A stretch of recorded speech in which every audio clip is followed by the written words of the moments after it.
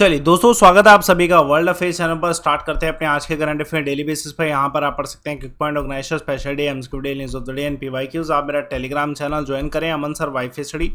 थोड़ा आपको 6 AM पर डेली ये वीडियो अवेलेबल हो सके 10 मिनट अगर आप रेगुलर देखेंगे बेनिफिट ज़्यादा होगा। आज के दिन की शुरुआत, पहला क्वेश्चन, नेशनल एजुकेशन जो मिनिस्टर कॉन्फ्रेंस है ये कहाँ पे शुरू हुआ है? तो ये गुजरात स्टेट में से शुरू किया गया है। तो national education minister conference Gujarat में स्टार्ट हुआ है। फोकस क्या है कि जो न्यू एजुकेशन पॉलिसी 2020 में लाई गई थी उसी को ही जो है आगे बढ़ाना है, जिसमें एजुकेशन मिनिस्टर ऑफ स्टेट और बाकी यूनियन टेरिटरीज जो है ये पार्टिसिपेट करने वाली है। 2 दिन का ये कॉन्फ्रेंस है और इम्पोर्टेंट ये रहेगा कि इसमें बहुत सारे जो है मिनिस्ट्रीज़ के साथ साथ और भी पार्टिसिपेशन होने वाले हैं। जैसे एग्जांपल के तौर पे Bhaskaracharya national institute of space application and geo informatic है ये, उसके अलावा NFSU, उसके अलावा international automobile centre for excellence, ये सब जो है पार्टिसिपेट करने वाले हैं। जिसमें minister of state for education जो है अन्नपूर्णा देवी जी और सुभाष शेखर एंड बाकी सीनियर ऑफिसर जो एजुकेशन मिनिस्ट्री से संबंधित है वो सब पार्टिसिपेट करेंगे। जो स्कूल में स्किलिंग डिजिटल इनिशिएटिव है उन सभी को प्रमोट करने के लिए इसे लाया गया है। Let's see next question. India और चाइना रिव्यू करने वाला है लाइन ऑफ एक्चुअल कंट्रोल का एक और ठीक है, ये मीटिंग होने वाला है। ये WMCC मीटिंग है। कौन सा WMCC मीटिंग है? तो ये 24th WMCC मीटिंग है। लेट्स सी कि ये क्या है। देखिए, WMCC की अगर मैं बात करूँ तो ये एक तरीके से वर्किंग मैकेनिज्म है for consultation and coordination on India China border affairs. ये 24th मीटिंग है जो कि जिसमें इंडिया की तरफ से जो डेलीगेशन है वो एडिशनल सेक्रेटरी ईस्ट एशिया के हैं, मिनिस्ट्री ऑफ एक्सटर्नल अफेयर्स से, वो रिप्रेजेंट करेंगे। और चाइना की तरफ से जो है जो department director general of boundary and ocean department के जो सदस्य हैं वो रिप्रेजेंट करने वाले हैं। इससे पहले जो ये जो मीटिंग WMCC की हुई थी नवंबर में हुई थी लास्ट ईयर, और उसके बाद से अगर देखा जाए 14 और 15 सीनियर कमांडर्स जो मीटिंग है ये भी जनवरी और मार्च के बीच में बहुत सारी हो चुकी हैं। बेसिकली हमारा डिस्कशन दोनों फॉरेन मिनिस्टर्स के बीच में जो एग्रीमेंट साइन हुआ था उसी से संबंधित LAC के ऊपर डिस्कशन होने वाला है कि किस तरीके से हम जो है डिप्लोमेटिक तरीके से LAC के मुद्दे को क्लियर कर सकते हैं। देखिए, हाल फिलहाल में किसके द्वारा कंफर्म किया गया है कीर्ति चक्र और 14 शौर्य चक्र? तो डेफिनेटली ये राष्ट्रपति के द्वारा, रामनाथ कोविंद जी के द्वारा दिए गए हैं, जो है क्लियर किए गए हैं। देखिए, कीर्ति चक्र जो मरणोपरांत और बाकी 14 शौर्य चक्र जो है जिसमें 8 मरणोपरांत भी हैं, तो ये सब जो है अनाउंस किया गया है। डिफेंस इन्वेस्टिचरी सेरेमनी जो राष्ट्रपति भवन में हुई थी वहाँ पे अनाउंस किया गया। जिसमें जो व्यक्ति हैं उनके नाम आप सभी के सामने हैं। जैसे जम्मू कश्मीर से SPO शाहबाज अहमद, उसके अलावा CRPF cobra force head constable Ajit Singh ji, constable Vikas Kumar, तो बाकी जितने भी सदस्य हैं आप इनके एक बार ही नाम पढ़िएगा। ये गैलेंट्री अवार्ड्स होते हैं पर्सनल्स जो आर्म फोर्सेस से हैं, सेंट्रल आर्म पुलिस से हैं, यूनियन टेरिटरी की पुलिस फोर्स से हैं, स्टेट की पुलिस फोर्स से, उनको करेज और एक्सट्रीम डिवोशन जो उन्होंने ड्यूटी के समय में दिया उसके लिए मिलता है। उसके अलावा 13 परम विशिष्ट और सेवा मेडल और 29 अति विशिष्ट सेवा मेडल भी जो है अनाउंस किए गए। Let's see the next question. हाल फिलहाल में कौन सी मिनिस्ट्री ने गाइडलाइन जो है लाई है मंकी पॉक्स डिसीज़ के ऊपर? तो देखिए, गाइडलाइन डेफिनेटली हेल्थ मिनिस्टर लेके आई है। आप सभी जानते हैं कि मंकी पॉक्स का जो इशू अफ्रीका में कॉमन था वो अब पूरे यूरोप में फैल चुका है और बाकी देशों में। तो मोस्ट प्रोबेबली अगर इंडिया में फैलता तो उससे पहले इसकी जो है हमें ध्यान रखना पड़ेगा। तो इसलिए मंकी पॉक्स के केसेस को ध्यान रखने के लिए जो है अभी हाल फिलहाल में हेल्थ मिनिस्ट्री के द्वारा जो है एक गाइडलाइन लाई गई कि किस तरीके से मंकी पॉक्स डिसीज़ जो है उसका मैनेजमेंट किया जाएगा। हाल फिलहाल में देखा जाए तो कोई भी केस इंडिया में देखने को नहीं मिला है, ये अच्छी बात है, लेकिन हमें गाइडलाइंस पे फोकस करना पड़ेगा। वन ऑफ द गाइडलाइंस है कि किसी भी तरीके का अगर जो है डिटेक्ट किया जाता वायरस तो उसको पर्टिकुलरली जो है एक पर्टिकुलर अपेक्स लेबोरेटरी जो है ICMR की पुणे में, वहाँ पे भेजा जाए और उस पर सर्विलांस रखा जाए। ठीक है, और बाकी गाइडलाइंस भी है कि किस तरीके से डायग्नोसिस होगा, case management, risk communication, guidance, ये सारी जो है प्रोवाइड की जा चुकी हैं। Let's see the next question. कौन सी कंट्री के प्राइम मिनिस्टर हैं जिन्होंने अनाउंस किया है कि इस देश में अब जो हैंडगन ओनरशिप है उसको फ्रीज किया जाएगा? तो ये कनाडा, इसका कहीं ना कहीं रिलेशन हम जो है अभी जो मर्डर हुआ है जो सिंगर हैं उससे भी कहीं ना कहीं लगा सकते हैं। वैसे कनाडा ने इसे अपने एंड पर फ्रीज किया है। कनाडा का जो प्राइम मिनिस्टर हैं जस्टिन ट्रूडो, जो उनके द्वारा ये अनाउंस किया गया कि लेजिस्लेशन पास किया गया और जो है गन कंट्रोल मेजर के अंतर्गत जो है बाइंग और सेलिंग हैंड गन का कंट्री में फ्रीज कर दिया गया।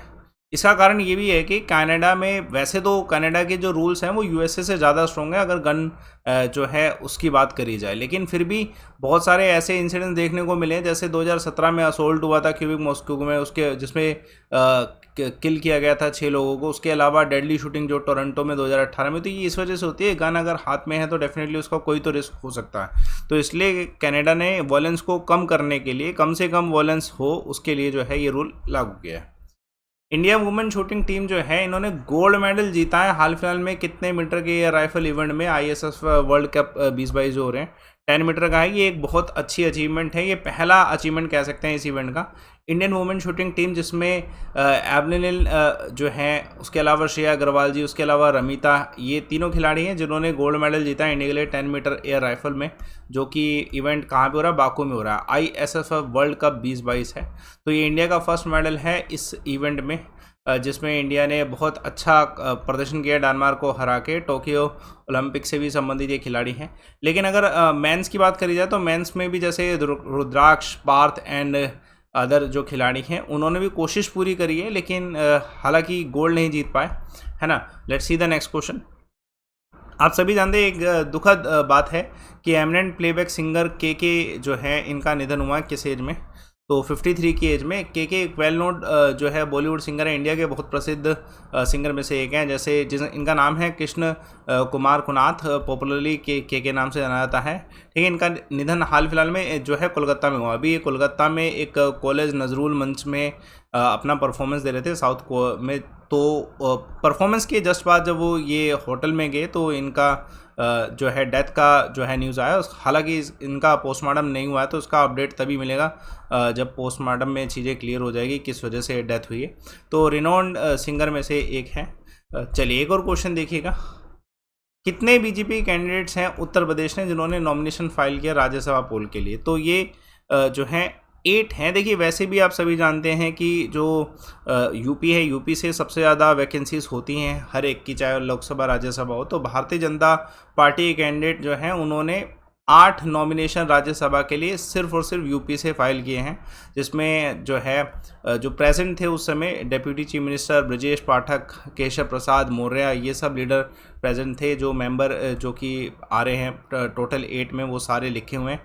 के Laxman, former BJP chief Laxmikant Vijay, Mithilesh Kumar एनोल, ये जितने भी मेंबर, सभी के नाम नहीं पता होना चाहिए, बस इतना पता होना चाहिए कि कहाँ पे। देखिए अभी 57 राज्यसभा सीट पे ना 15 स्टेट में इलेक्शन होने वाले हैं 10 जून को, तो उसी के लिए ये नॉमिनेशन फाइल किया जा रहा है, जिसमें से 8 तो सिर्फ और सिर्फ जो हैं यूपी से हैं, और जो स्टेट्स हैं वो स्टेट्स का नाम ये हैं जिन स्टेट्स में ये इलेक्शन हो रहे हैं। Let's see the next question, very important one. Jan Aushadhi store का जो मैक्सिमम सेल क्रॉस किया है फर्स्ट टाइम इन मई, ये कितना है?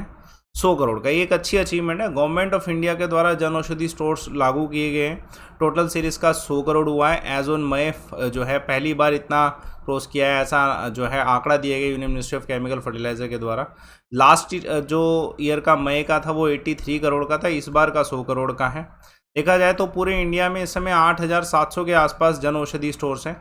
739 डिस्ट्रिक्ट में ये जो है लगाए गए हैं, और टारगेट इंडिया का ये है कि मार्च जो 2024 तक हम इसे 10,000 कर दे। अगर देखा जाए तो इससे अमाउंट से सरकार को 100 करोड़ मिला है, और लोगों का जो खर्चा है आउट ऑफ पॉकेट जो एक्सपेंडिचर मेडिसिन में वो कम हुआ है। लोगों का 600 करोड़ बचा है अगर इन टोटल देखा जाए। सरकार के 100 करोड़ के जो है जो कमाए हैं सरकार ने, उसके साथ 600 करोड़ लोगों के भी बचे हैं। तो इम्पोर्टेंट, जिसमें अराउंड 1600 मेडिसिन, 250 सर्जिकल डिवाइस, और उसके अलावा मोस्ट इम्पोर्टेंट सुविधा सैनिटरी पैड्स जो है 1 रुपये की लागत पे जो है मिल रहा है। तो एक अच्छी फैसिलिटी है।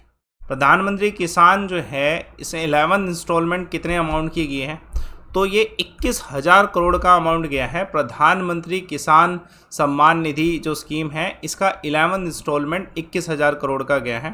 ठीक है, तो इसमें 10 करोड़ के आसपास फार्मर्स को फ़ायदा होगा। ये अनाउंसमेंट शिमला हिमाचल प्रदेश में की गई। शिमला का जो माल रोड लोकेशन है वहाँ पे हाल फिलहाल में जो रिज मैदान है वहाँ पे मोदी जी के द्वारा इंटरेक्शन किया गया। गरीब कल्याण सम्मेलन में बहुत से लोगों के साथ इंटरेक्शन किया गया, तो उसी के समय जो है ये अनाउंसमेंट किया गया। देखिए हाल फिलहाल में कंस्ट्रक्शन वर्क जो गर्भगृह जो है राम मंदिर का, ये शुरू हुआ है कहाँ पे, तो डेफिनेटली राम मंदिर है तो अयोध्या में। देखिए, आप सभी जानते हैं कि जो भूमि पूजन हुआ था, फाउंडेशन स्टोन रखे गए थे टेम्पल के, वो 5 अगस्त 2020 में रखे गए थे। इवन प्राइम मिनिस्टर जो हैं उन्होंने अटेंड किया था। अब कंस्ट्रक्शन वर्क जो गर्भगृह का, ठीक है, ये अंडर कंस्ट्रक्शन जो है शुरू हो चुका है, जिसमें अगर देखा जाए यूनिकनेस क्या है कि इसमें जो यूज़ किया जा रहा है मार्बल, वाइट मार्बल, ठीक है, मकराना हिल्स राजस्थान में, वहाँ से लाके इसको यूज़ किया जा रहा है, जो एक इसकी यूनिकनेस है, ठीक है। तो लेट्स सी कि ये कब तक और अपडेट आते हैं। क्विक पॉइंट देखिए, आईएनएस विक्रांत में कितने फाइटर्स जेट जो हैं लाए जा रहे हैं, इसके लिए 26। हाल फिलहाल में जो है सेंट्रल गवर्नमेंट ने फ्रेमवर्क अनाउंस किया है to check the fake review on e commerce website. उसके अलावा गवर्नमेंट ऑफ इंडिया का डाटा देखें तो अपना जीडीपी फाइनेंशियल ईयर 22 में 8.7% हो चुका है। कल एक सवाल पूछा गया रोबर कप का, तो ये स्पोर्ट्स किससे संबंधित, फुटबॉल से, वासिफ के द्वारा बिल्कुल सही आंसर। और उसके अलावा आज का सवाल, इंडिया और पाकिस्तान के बॉर्डर पे कौन सी एस्चुरी है, तो इसका आंसर आप कमेंट बॉक्स पे दीजिएगा। टेलीग्राम चैनल ज़रूर ज्वाइन करें सो डैट कि आपको ये 6 AM पर वीडियो मिल सके। 10 मिनट का रेगुलर देखें, बेनिफिट ज़्यादा होगा। रिपोर्ट एंड विन का ऑप्शन यूटिलाइज करिए। दोस्तों ध्यान रखना, मंथ स्टार्ट हो चुका है, तो इसी में आपको जो स्टार्टिंग में जो बैचेस मिलते हैं वो बेहतरीन होते हैं। सभी सब्जेक्ट के कोर्स अवेलेबल होंगे, पीडीएफ सभी टीचर्स, अनलिमिटेड एक्सेस जो है सब्सक्रिप्शन का मिलेगा। इसमें आपको एक कोड यूज़ कर लेना चाहिए, लाइव अमन, क्योंकि आपको किसी भी एग्ज़ाम के लिए जो डिस्काउंट चाहिए होंगे ना, वो आपको लाइव अमन से ही अवेलेबल होंगे। जब आप लाइव अमन कोड यूज़ करते हो तो डेफिनेटली आपकी जो फीस जो भी होगी वो ऑटोमेटिकली कम होगी लाइव अमन लगाते ही, चाहे कोई भी एग्ज़ाम हो।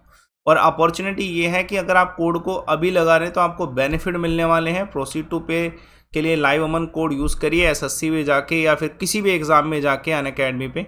बाकी आप सेशन को लाइक करिए, शेयर करिए, चैनल को सब्सक्राइब करिए। Thanks a lot for watching.